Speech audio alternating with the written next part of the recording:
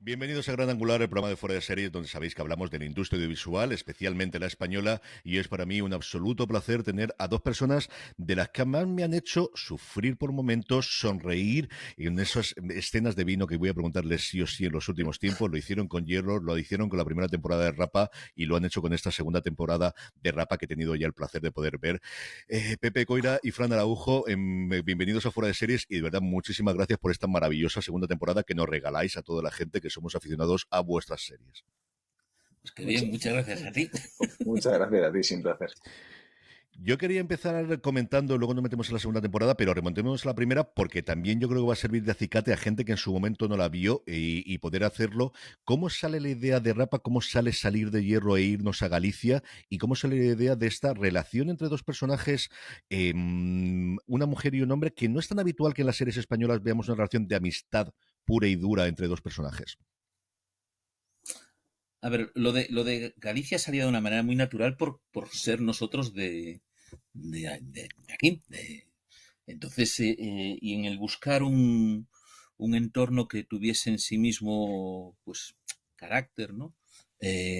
Una zona como era la de Cedeira y Ferrol, nos parecía que podía ser una, ¿no? Digamos, hay un millón de lugares posibles para una historia, pero nos apetecía.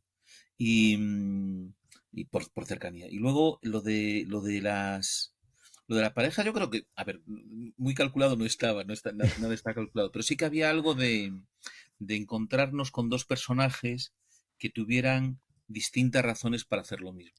Distintas razones para investigar un crimen y yo creo que eso fue de las primeras cosas a partir de las cuales se fue armando y fue surgiendo esa relación entre los dos que yo creo que fue naciendo de nuestro curro, ¿no? No era una premisa, ¿no? Sino que era algo que iba apareciendo a medida que los conocíamos.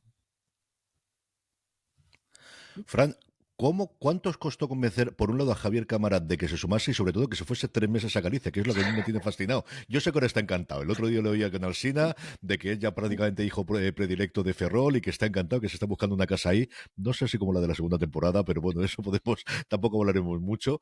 Pero ¿cómo fue convencerlo? Y no es por desmerecer, evidentemente, a Mónica López y a todos los demás, pero es al final una cosa que a mí me llamó muchísimo la atención en su momento. A nosotros también, a nosotros también. De hecho, nosotros, yo tengo un recuerdo muy claro bueno, de que llevamos bastante tiempo Pepe y yo pensando en la temporada y cuando ya teníamos 1 o 2 capítulos escritos, claro, es un actor soñado, ¿no? Y aparte es verdad que claro, todo el carácter que tiene lo que estábamos intentando hacer, que no fuese un thriller al uso, que no fuese el típico detective que atormentado, y era como un era como Javier era demasiado perfecto para hacer ese personaje, ¿no? Y dices, claro, es que le va a dar ese grado de verdad y de ligereza y de humanidad que tiene el personaje y a la vez pues ese elemento cómico que tiene por momentos y era perfecto porque era como lo contrario a lo que te esperabas, además, ¿no? Y a la vez, pues eso, y dices, bueno, es un actor soñado por todos, se lo mandas y dices, tú, a ver qué nos dice, ¿no? Porque es verdad que nosotros era como, bueno, si tenemos a Javier, la serie ya está,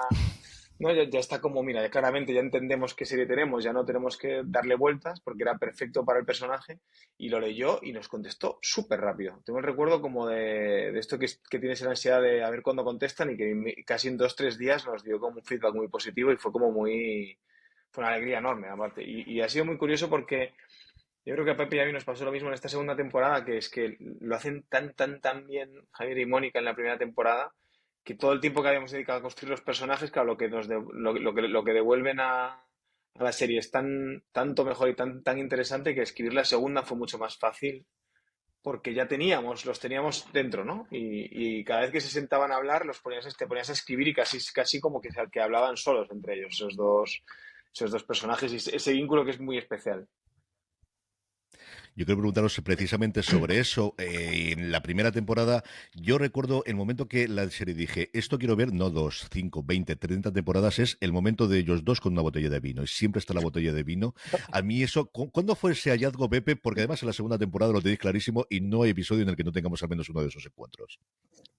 No lo sé, yo recuerdo que Es hicimos una cosa muy basado en hechos tonta. reales, ¿no? Sí, quiero decir, yo sí recuerdo una cosa muy tonta que hicimos al principio, que era lo de esa secuencia como misteriosa de Tomás parándose a coger agua, ¿no? Y que luego veías que era la que usaba para cocer unas nécoras. Era una estupidez muy... pero sí que había algo de esa cosa de ser gente disfrutona, ¿no? Que no tendrán, pero hay cosas con las que disfrutar y, ¿no? Y preservarlo. Y yo creo que era eso, pero eso es exactamente lo que decía ahora Fran, ¿eh? Eh, Nosotros íbamos relajadísimos con Javier y con Mónica. Con Mónica habíamos trabajado en Hierro y no se nos ocurría nada mejor para alguien que tiene que tener esa empatía y tal, ¿no? Yo creo que eso acabó construyéndose también con Jorge, como director, de que teníamos esos momentos, claro, son vidas paralelas, ¿no? Son gente que apenas tienen lazos, ¿no? Y de repente eso lo era, ¿no? Ese disfrutar de cosas pequeñas. Yo creo que en eso también creo que nosotros coincidimos mucho. Sí. Y de hecho es muy guay porque, claro, también dentro de lo que es la lógica de lo que estamos intentando con Rapa, que es bastante diferente a Hierro en cuanto a muchas cosas la propia lógica de quién investiga, por qué investiga, ¿no? Y había algo de que yo creo que ahí está nuestra persecución en todo lo que estamos intentando hacer, que es que no ir a ver las secuencias que has visto mil veces ¿no? de la comisaría con el tablón de los asesinos y reunión de policías debatiendo. Es como, no, vamos a hacer una investigación tan cotidiana como una cena, ¿no? Y en una cena pueden tener lugar todas esas conversaciones de lo que tiene que ver con la suspense y la investigación. Puede ser dos personas cenando, compartiendo una botella de vino y compartiendo pensamientos, ideas, ¿no? Y no, como que a priori es como lo más anti-thriller del planeta, porque claro, lo normal es como tíos con pistola corriendo. No, van a ser dos personas sentadas hablando, compartiendo una botella de vino y con eso conseguir mantener un grado de tensión y de intensidad en las revelaciones, en cómo se les ocurren las cosas, en cómo piensan, cómo se complementan, ¿no? Y algo muy bonito como algo tan pequeño como un salón y dos personas hablando, poder llevar a cabo pues, secuencias que en otras series se harían en eso, en una comisaría con un montón de personajes, ¿no? Teniendo un mogollón de mecanismos y demás, ¿no? Son unas escenas maravillosas. Yo siempre, es que además los veo a los dos empezar a sentarse, coger el bote de vino y ya me entra la sonrisa. Y estoy sonriendo todas las escenas en las que ellos dos están juntos. Es Guay. algo que yo no recuerdo que pasaba desde, yo creo, de Boston Legal, que al final de los últimos episodios siempre estaba Danny Crane y estaba el resto de la gente que se tomaba un whisky y es ese momento maravilloso que sabes que van a salir algo.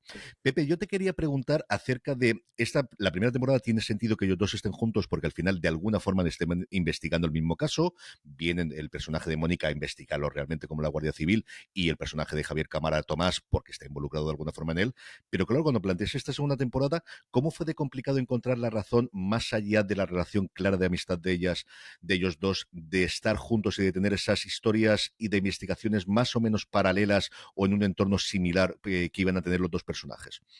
A ver, hay una cosa que es lo de cuál es el vínculo entre ellos, que yo creo que es muy difícil de explicitar. Yo mismo yo no lo tengo muy claro, ¿sabes? Y me encantará ver en qué acaba, pero sí son dos personas que han encontrado una afinidad entre ellos que hace que para los dos sea muy bueno tener al otro, tener al otro muy cerca, ¿no? Em, claro, y teníamos lo de, bueno, por supuesto, que el personaje de Maite profesionalmente se dedica a investigar e intentar detener al culpable de un delito, ¿no? En el caso de Tomás está otra cosa infinitamente más novelesca de su curiosidad por las personas y por encontrarse con historias como en la uno se encontraba con ella de sopetón y ahora como que las va buscando y ahí, ¿no? Partimos de eso, de alguien que tiene hambre de más historias, esas que él a lo mejor no ha sido capaz de construir, ¿no? Porque él quiso ser escritor y era un escritor frustrado y tal, y que se las ha encontrado en la realidad. Entonces, en la segunda lo que hicimos fue, aunque hay mucho de compartir, es lo de que cada uno, digamos, tuviese su investigación, completamente cruzadas una con la otra, trenzadas y al final con muchos lazos, no solamente entre ellos, sino más que no vamos a ahora a contar, ¿no? Pero sí que era lo de que cada uno pudiera tener su caso, ¿no? Esa fue un poco la idea. Y algo importante la motivación, porque claro, para poder hacer más temporadas con Tomás tienes que decir, vale, pero tío, ¿por qué? Porque una cosa, el caso primero se lo ha Ujú. encontrado, pero ¿por qué va a seguir haciéndolo, no? Y lo describe en una de esas conversaciones que mencionabas antes tú, que Maite decía que lo hace por aburrimiento existencial, ¿no? Es como le echan cara, es como al final, claro, hay un tío que está intentando distraer a la muerte, ¿no? Es una persona que tiene una enfermedad y de alguna manera, pues en vez de hacer sudokus, está resolviendo crímenes, ¿no? Entonces hay algo ahí como de aferrarte a la vida por aquello que sea, que es lo que más te estimula, ¿no? Y una persona que es muy fan de la novela negra, pues le estimula muchísimo protagonizarlas y dedicar los últimos años de su vida a vivir de una manera intensa y para él vivir de una manera intensa, como para otra gente puede hacer esquí acuático, pues para él es resolver crímenes. Esa es la parte que más me hace sufrir a mí en la primera temporada y sobre todo en esta segunda, que es, desgraciadamente, pues lo que todos conocemos, y es que Lela es lo que es. Y ese desarrollo, cómo de complicado fue Pepe escribir esas escenas y ver a Javier Cámara cómo lo va llevando, que es una cosa, los momentos en los que no puede con la mano, en los que no puede con la pierna, es que me dejaban roto absolutamente cada episodio, Pepe. A ver, había una cosa que era lo de en primer lugar, intentar saber lo más posible de la Ujú. enfermedad para no, para no andar metiendo la pata y contar un poco las cosas como son. Y ahí tuvimos muchísima ayuda de Agaela, que es una asociación de enfermos y familiares de ELA, ¿no? Que además fueron muy generosos y entendieron muy bien que no era una serie sobre la ELA, no, el objeto de la serie no era eso, sino que era una parte muy decisiva de su protagonista, ¿no? Entonces, por ahí nosotros pudimos definir un poco en qué estadio de la enfermedad se encuentra Tomás en la temporada y cómo eso afecta a su vida cotidiana. A partir de ahí, el trabajo que se comió Javier de acabar de encarnarlo, de dar con la velocidad y la torpeza o habilidad con la que moverse, eso queda absolutamente en su tejado, ¿no? Bueno, y de toda esa gente que nos asesoró, que le asesoró y tal. Pero sí, sí. Hace un trabajo increíble y también era otro de los retos, ¿no? De cómo conseguir hacer un thriller con una persona que tiene esos tempos también, ¿no? Que era muy interesante también, a muchos retos también, tanto para él como para la dirección, o incluso nosotros desde guión pensar mucho en cómo, claro, qué secuencias puedo escribir para que luego él las vaya a poder ejecutar Ujú. y que nos eternice las escenas, o sea, ser muy honestos con la enfermedad y que la enfermedad marque un poco el tempo de la serie y a la vez no perder el pulso que tiene que tener la serie para mantener enganchado al espectador, ¿no? Y de hecho, la propia lógica que la propia enfermedad forma parte de la drama, de los obstáculos del personaje y del propio conflicto de las escenas, ¿no? A mí me gustó mucho, sobre todo, el tratamiento que tenéis y el tratamiento que tenéis del personaje de Maite cuando ella se da cuenta de me estoy metiendo esto para toda la vida, que a este hombre le quede, que espero que sea muy larga, ¿no? Esa escena, mínimo spoiler, en el que ella va a informarse y la otra le hace, yo creo que es el primer momento en el que ella, Pepe, recapacita de dónde me estoy metiendo y qué es lo que voy a tener que sufrir durante todos los próximos años de mi vida. Mm. Sí, sí, absolutamente. Y eso es algo que cuando empezamos y se planteó lo de que él tuviese esa enfermedad, decíamos, vale, pues nos estamos metiendo ahí en un jardín en el que tendremos que eso, intentar trabajar con la mayor honradez para contar algo de lo que es, claro, y es lo que le ocurre a quien padece la enfermedad y lo que le ocurre a la gente que está cerca de él, ¿no? Y en ese sentido, el equipaje que lleva Maite es muy poderoso, ¿no? Sí, sí, y en eso, yo creo que en eso estamos, yo creo, muy contentos con el, Mm. con el resultado porque bueno, y con Maite ocurriría lo mismo, ¿eh? O sea, con Mónica. Como, Lo de el compromiso que tienen los actores con esto. Y por ejemplo, yo el otro día escuchaba a Javier diciendo, ¿sabes? Lo de, ostras, que es currar muy desde el respeto. Nosotros no Ujú. vamos a explicar, o sea, estamos en un thriller y el thriller es lo que ha de estar en primer término y tal, ¿no? Esto no va sobre la ELA, ¿no? Y yo creo que esa actitud como que la compartíamos todos y que es uno de los ingredientes que para nosotros eran más valiosos o que por lo menos que tenemos que intentar trabajar con mayor cuidado.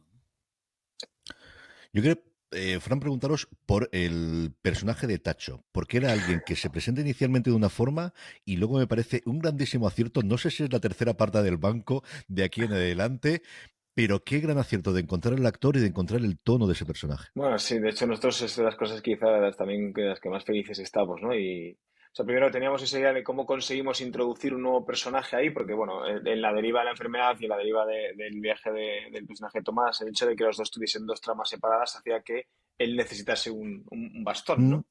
Y un poco el Sancho, ¿no? Tenemos al Don Quijote que es Tomás y necesitamos un Sancho. Entonces, dentro de ese viaje, Pepe y yo, desde muy pronto tuvimos ese personaje en la cabeza y, y la verdad que desde el primer día era como veías los dailies y como eran todos regalos, porque es verdad que lo hace tan bien él y tiene una humanidad, y de hecho yo me acuerdo muy bien de los debates que tuvimos haciendo el casting, ¿no? Porque dices tú, ¿qué tipo de ADN tiene este personaje? Y como no, es que en el fondo no es un malote, ¿no? Es un tío que es muy tierno, que está disfrazado de malote. Entonces, esto, en el fondo es como le vas quitando capas hasta que llegas al ser humano y luego cómo está construida toda su historia dentro y cómo afecta a todas las dos tramas. Eso fue una de las cosas que también nos costó más como perfilar. Pero es una maravilla porque, claro, es el contrapunto a Tomás, tiene ese elemento también de humor, de poder. Es muy gracioso porque, claro, tú a Tomás tienes un personaje como Maite que ya lo conoce, lo soporta y ya lo ha aceptado, pero volver a meter un personaje nuevo que es como, hostia, este tío, ¿cómo puede ser así? ¿No? Es como, pues, como poder volver a reeditar la sorpresa de cómo alguien puede ser como esta persona, ¿no? Y eso otra vez nos llevaba a un lugar como muy interesante de. Al final los personajes se definen por lo que hacen y por las relaciones que tienen a su alrededor, ¿no? Y luego hay algo como bonito de maestro-alumno también, como un viaje, ¿no? Hay algo ahí como que nos parecía mucho, nos apetecía mucho investigar y que pensamos que aparte que tiene mucho desarrollo todavía. Pepe, ¿habías soñado alguna vez poder rodear en Arsenal? Porque al final yo sé que la gente quiere saber eso y quiere tener esa parte. ¿Cómo fue el ir a Ferrol y ir a esa segunda ciudad dentro de la ciudad? A ver, lo que parecía era imposible. De partida, yo creo que fue cosa de Frank, ¿no? Oye, hacemos una en el seguro. Y eso, y durante el proceso hubo momentos en que decíamos, ay Dios mío, que no vamos a poder hacerlo. Y estábamos Cuando dice ya durante el como, proceso es con 4 o 5 guiones escritos ya, ¿eh? O sea, que era como, hostia. claro. No, y enamorados porque efectivamente lo del Arsenal, o sea, físicamente, visualmente, Ferrol es una ciudad muy poderosa por muchas razones, pero una de ellas es el hecho de que haya una gran muralla que se separa el centro de la ciudad del mar. Eso es una cosa. Y solamente queda apenas un resquicio que es el muelle, ¿no? El puerto pesquero y deportivo, que es un trocito muy pequeño. Pero claro, del otro, tras esa muralla, te encuentras, claro, con un universo que es el de la Armada, que digamos, además tienen una palabra que lo sintetiza muy bien, que es lo de sus valores, ¿no? Que incluso para otras ramas del ejército, o incluso, por ejemplo, con nuestros asesores de la Guardia Civil, que también tienen un componente militar, decían, es que claro, la Marina es otra cosa. Sí, eso es, yo creo que la sensación esa. Y entonces, claro, meternos ahí era como muy divertido, digo. Siempre pensamos en los personajes no aislados, sino en un contexto. Y al contexto intentas sacarle el mayor jugo. Claro, esto tenía tantísimo que era un regalazo y por eso nos agobiaba tanto que en un momento pareciese que no íbamos a poder hacerlo, ¿no? Y de hecho yo creo que es la primera señal. Yo no sé si se rodó alguna antigua o tal, pero fue un acceso como muy privilegiado y que, bueno, que fue un regalazo, ¿no?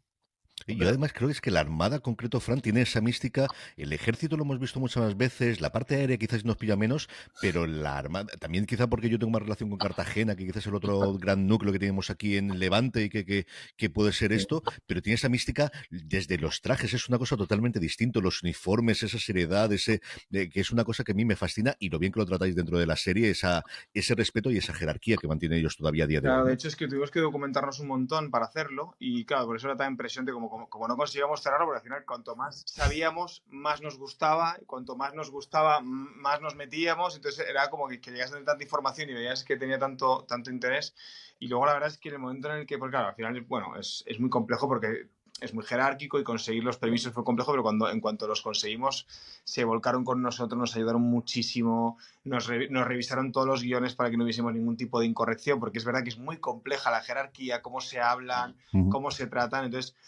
nosotros siempre intentamos, igual que pues, en Hierro te revisaba un juez todo, pues nosotros tenemos un guardia civil con nosotros, teníamos un militar con nosotros. Todo lo que intentamos escribir, siempre intentamos que tenga ese grado de cuidado que dices tú. Si la cago es porque yo sé que dramáticamente necesito esto, pero que no sea un error, sino que sea algo como que tú...